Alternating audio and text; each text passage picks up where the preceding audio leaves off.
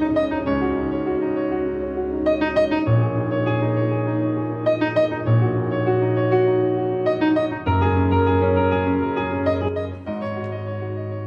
it is the middle of the day in the new house.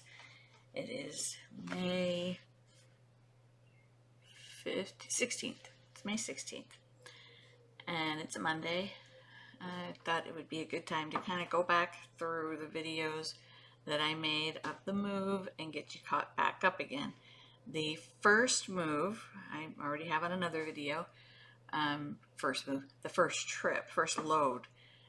Once that was done, we didn't stay in the house for the 2 nights that we were here. We stayed in hotels because the house just, it didn't feel clean enough to spend the night in. I spent those 2 days getting the game room cleaned up and ready for us to be able to sleep here when we got back, but it wasn't ready until the end of the second day, and we just needed to go stay at a hotel and get ready to catch our flight back home. At that point, this was home, but it didn't feel like it, and the other place wasn't our home anymore. At least it wasn't going to be in a couple of days. So we flew back, and we had Matthew pick us up at the airport, and he brought us back to the house in Salem, where Holly had been staying, taking care of all the animals. And we immediately had to set right to work the next morning, and we were pretty exhausted, so we slept pretty good that night on the air mattresses in our old master bedroom. And then in the morning, we just packed everything up as much as we possibly could and started to clean. Tim started working on the garage. That took the whole 2 days that we had left. We were supposed to be out by 5 p.m. on April 5th, which was a Tuesday. And 5 p.m. came around, and we had just finished emptying out the house. I had a couple things that I had to run back in and get after they were already bringing their stuff in. And we just occupied the garage. I had the cats in my car. I had Duncan in the truck. Well, he was mostly on the grass, but when he wasn't, we couldn't watch him. We had to put him in the truck, and he was fine with that. He slept on the seat. The cats weren't thrilled, but they had gotten used to that crate with all of the showings that we had had, so they were doing okay. They weren't happy with it, but they were comfortable. And it wasn't really hot out. It was actually really kind of chilly. And so it was nice to have that cooler weather, to have them in the vehicles and to be able to not sweat while we were finishing up with the garage. So, it was nice weather for doing what we were doing. It was a big job, and we weren't done. And Tim was really stressing, and we were both exhausted. No one could really help us because everybody was working. So the new owners of the house were nice enough to come out and say, look, do you think you can get this finished tomorrow? And we said, yeah. And they said, we can tell that you're really tired. Why don't you just go sleep, get a good night's sleep, and then come back and hit it tomorrow. So that's what we did. We stayed in a hotel with the animals for the first time. It was okay. It was a little frustrating with Duncan because he had to keep being taken out, and he didn't understand where he was expected to be in the room, and so I had to be careful where I put the cat's food or he would eat it. We had disposable cat litter boxes that we would use each night and throw them away in the morning. That worked out really well. But we couldn't just leave them alone in the hotel room, so whenever we went anywhere, we would have to have them in the vehicles, and that's what we did. Well, it's been an adventure. I probably should take off my sunglasses. It's been an adventure so far, to say the least. We sold the house, bought the house in Ohio, and part of the deal of selling the house here in Utah was that we would be out by 5 p.m. April 5th. And this is now April 6th. We're not done. The new owners were nice enough to let us finish up, and we were out of the house itself by 5, but the garage was so not done. And we've got it nearly done now. We ended up having to rent a second storage unit. Our first storage unit was a 10 by 10 or 10 by 12, something like that. And it's jammed. The second storage unit is also a 10 by 10, and I don't think we're going to nearly fill that, but we definitely need to feel comfortable with the space, so I got that size just to make sure. And Tim is going to take this load into the storage unit right now. I have the cats with me. He has the dog with him. I have the cats in their little enclosure right there. You can see Saber down there taking a little nap, and Piccola in her little house. I'm going to get a second little house so that Saber has one to be in, because I think that that's kind of bothers her that she can't be inside. So after I make sure he gets successfully into the storage unit yard, because last night the code didn't work, once I know he's successfully in there, I'm going to head over to the store and get some more supplies, and I'll update you from there. Okay, we're back at the house. All that's left is the dump load that Tim and some friends just took, and then the storage unit load that Tim's coming back for. We'll load up, take it over to the storage unit, and then we can be on the road. And that's what I want to be, is on the road. I'd like to try to make it to Rock Springs if we can, at least to Evanston again. Kind of like that Best Western in Evanston. I mean, it's not new by far, but it's comfortable, clean, good price, and the breakfast was really good. We can probably do breakfast if we park just outside the restaurant, not leave the animals in the hotel room because they won't feel safe. Right now, the cats feel pretty safe. I got Saber, instead of getting her a little tunnel, I got her own little squishy bed that she really kind of likes. She's been sitting in there pawing in it for a while.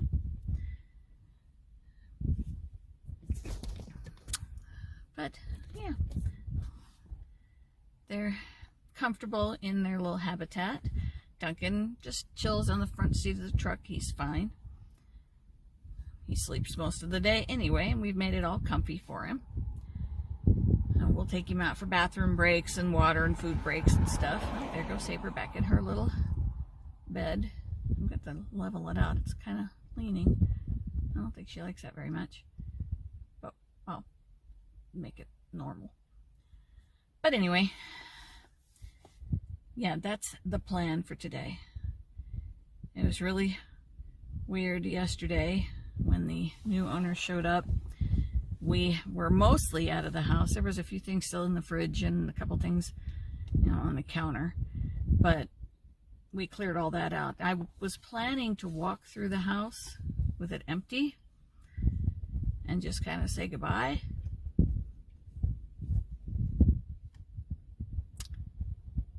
But it's never healthy to just really dwell, and that's kind of dwelling. I mean, it would have been nice, but it's time to just move on, embrace the new house, embrace our new life. And it's going to be really good, but it is going to be a long haul. While we were in Ohio, we did a lot of cleaning.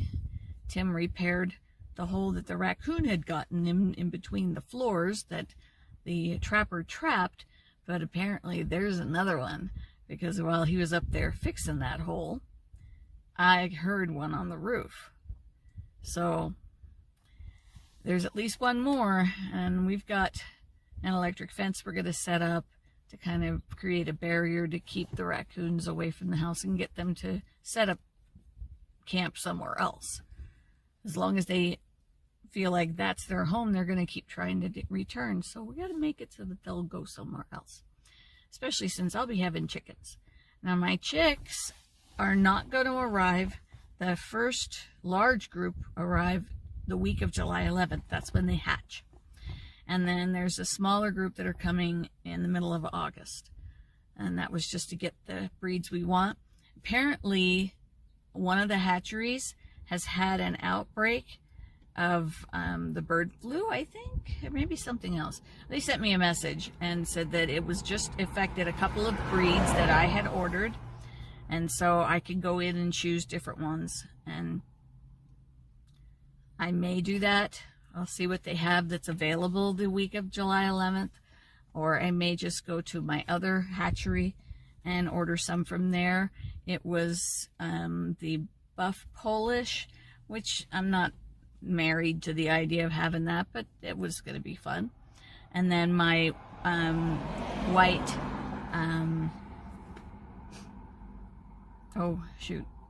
Cochins, my white Cochins were affected, and the red Leghorns, which I was really looking forward to having. But there are other hatcheries and I can order from them, and it's middle of July, so I really won't be facing minimums. Or I can just go to a hatchery and get some, because there's a bunch of them back there.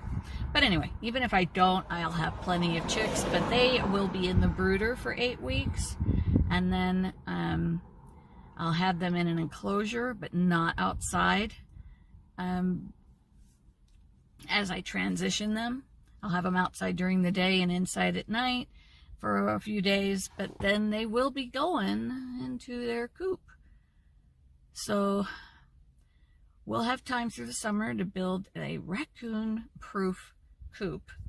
Now, I say that, but I don't know if anything is truly raccoon-proof, but we're going to put in a concrete floor with 2 to 3 foot concrete sides. That's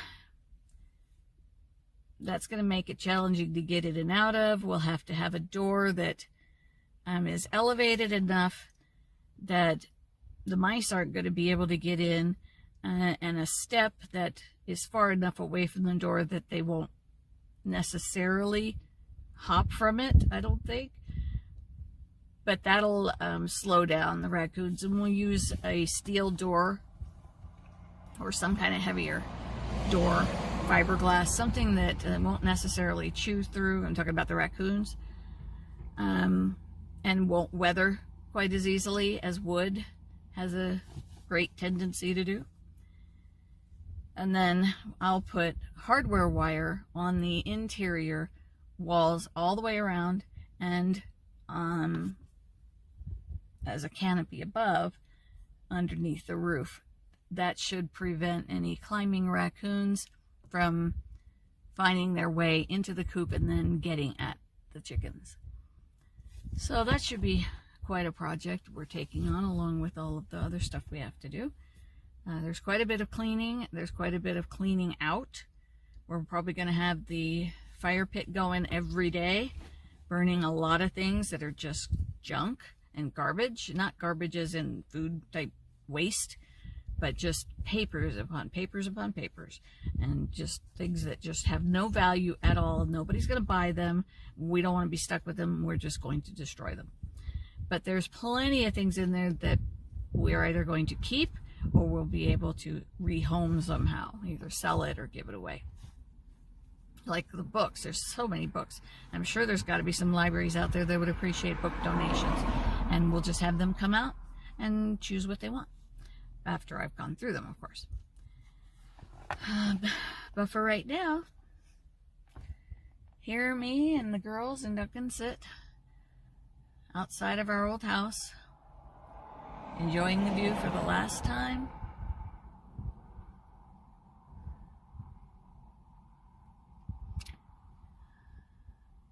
And anxious to really get going, get on the road.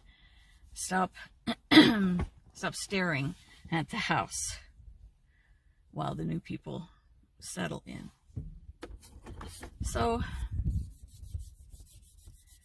that's the journey so far.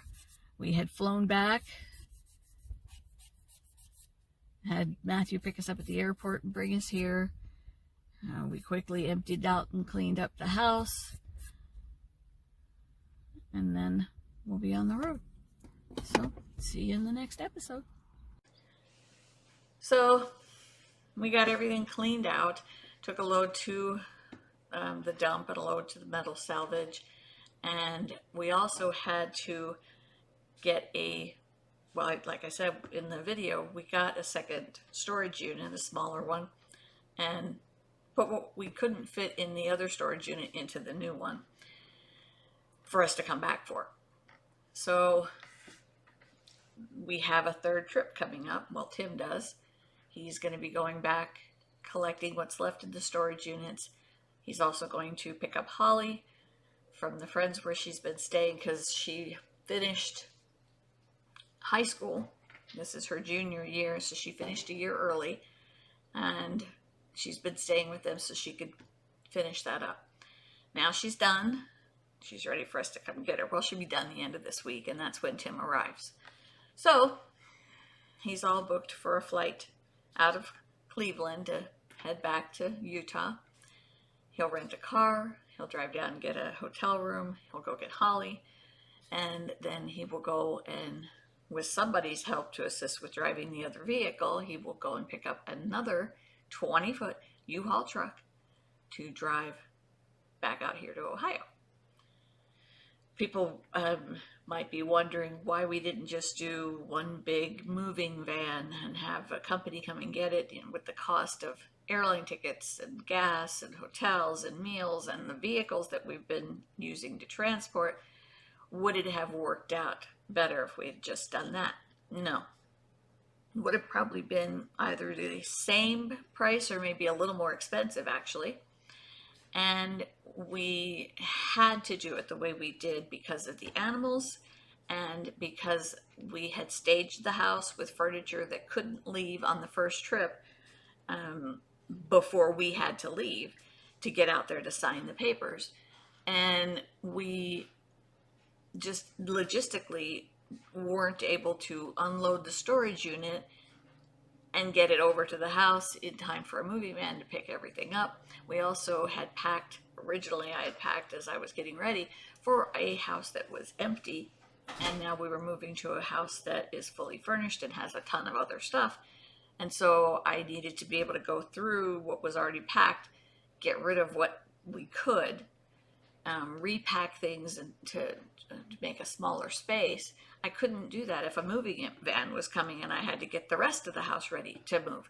It was just going to be a nightmare. We would not have been able to do that in the short frame of time that we had with the new owners moving in.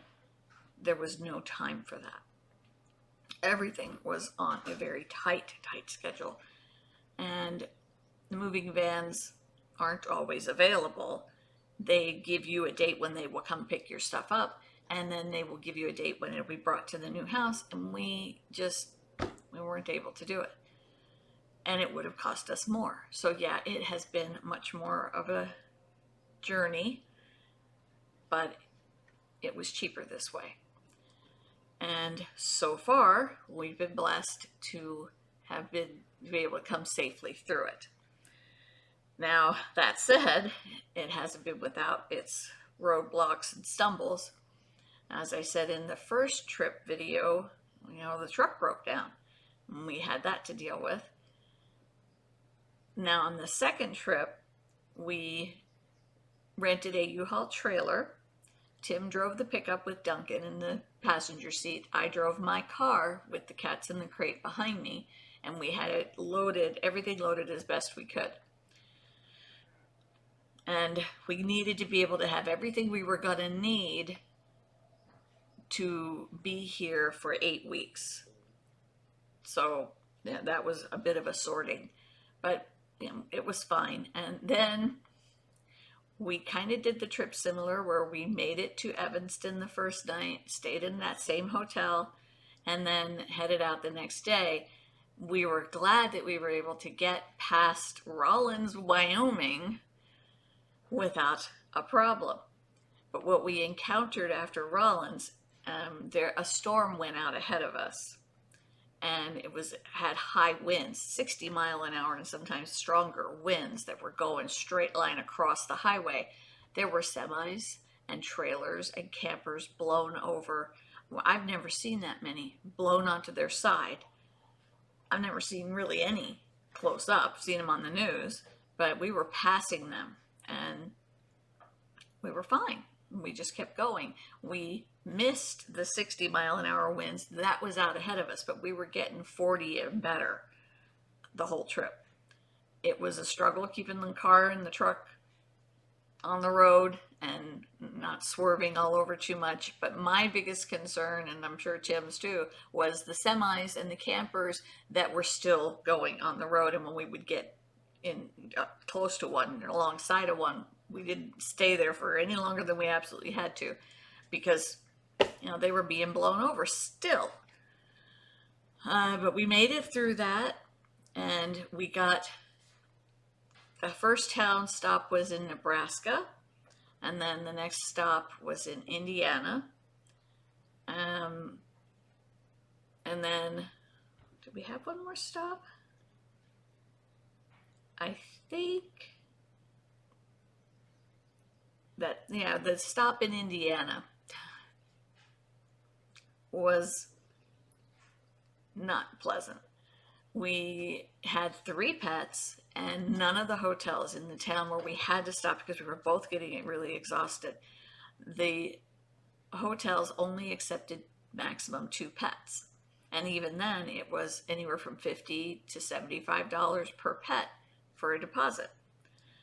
We had 3 pets. None of the places would take them until we found one that would. And it was very sketchy and old, and was one of those long-term kind of stay places where a lot of people that are kind of transient stay. It didn't feel particularly clean, and it felt unsafe. But we didn't have any choice. The next town was over 100 miles away. We couldn't drive anymore. We had to stop. So we made the best of it, any port in a storm.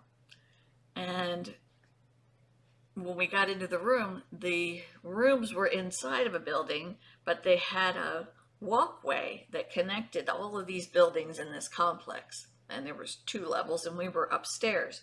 And there was a glass wall all the way around the pool that was in the middle. And our room looked at the pool, and our room had, as all of them did, a window. I didn't know, or didn't notice, and neither did Tim, that the window was open about this far. And so after we got settled in, we did our usual routine where I would bring the pets in, and I would stay with them while Tim went out to the car and brought in the supplies. Well, while he was out, Saber found that open window. I didn't hear her go out. I didn't see her go out because the curtains were shut. I didn't expect it. I had to worry about that. So I'm busy getting things set up for them, waiting for Tim to bring in the rest of the supplies. And then he comes in and he's really agitated and says, Saber is out in the hallway. And so we both go running out there to find her. When she saw him, apparently she took off running away. I don't know if she was panicked or if she was just determined to stay out. So when we went back out to find her, he went where he last saw her, and I went down another hallway in case she kind of went another way. He found her and was able to coax her over to him. And then we were able to get her back in the room and make sure that the window was secure. But I don't know what would have happened if he hadn't seen her when he did. I don't know what would have happened if she kept running and got outside. It was just bad ending to a really difficult day. So then we get back on the road the next day. We arrive at the house late in the day, and then we get this game room all set up to sleep in. I had already, before we had left on the first trip, had already cleaned up the kitchen to where we felt like we could eat in there. And so, we just blew up the air mattresses and just made the best of it.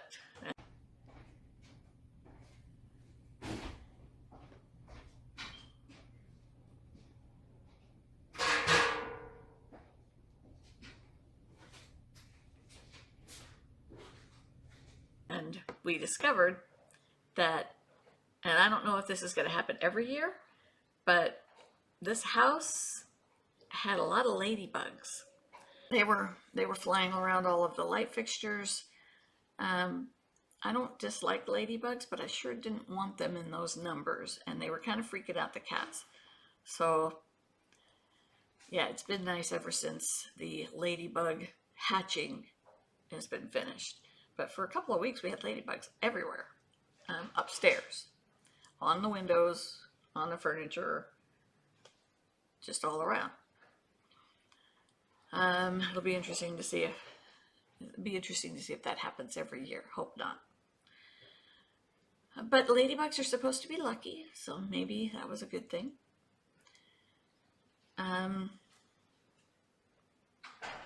Yeah, it took us 2 weeks to get that bedroom cleaned up and feeling good, feeling comfortable, feeling clean, getting our bed made, clearing all of their stuff out of there. We donated their clothes to the local thrift stores.